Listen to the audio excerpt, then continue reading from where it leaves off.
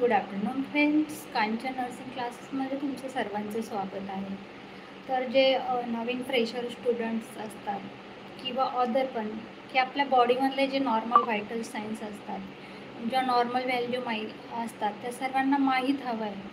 तर what is the normal temperature? तर म्हणजे नॉर्मल तापमान आपल्या शरीराचं किती हवं आहे? तर नॉर्मल टेम्परेचर 98.6 अंश फॅरेनहाइट एवढं आपल्या बॉडीचं नॉर्मल टेम्परेचर असतं. तर किती असतं टेम्परेचर? 98.6 अंश फॅरेनहाइट. देन पल्स, आपल्या शरीरातले आपले पल्स असते, तर पल्स ही नॉर्मल किती असावी? तर नॉर्मल पल्स ही 72 ते 80 बीट पर मिनिट. तर पल्स किती असावी? 72 ते 80 बीट पर मिनिट. आणि नॉर्मल रेस्पिरेशन, तर नॉर्मल रेस्पिरेशन रेट किती असावा?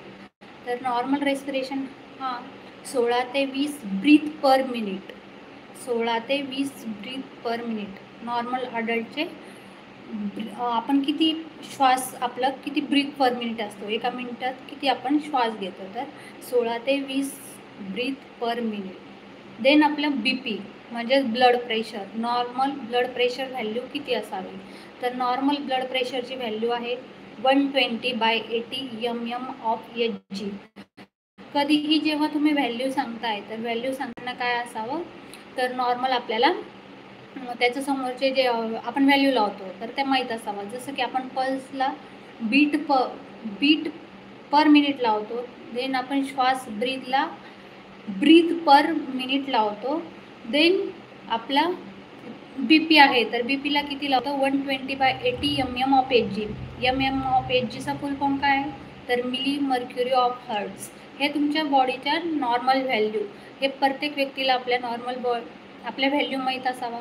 जे न्यू स्टुडंट आहे त्यांनासुद्धा नॉर्मल व्हॅल्यू माहीत असावा. देन आपण जेव्हा हॉस्पिटलला वर्क करतो आहे, जे की पोस्टिंग लागतात नवीन स्टुडंटच्या, त्यांना पण माहिती हवं आहे की नॉर्मल आपल्या व्हॅल्यू किती असाव्या. थँक्यू.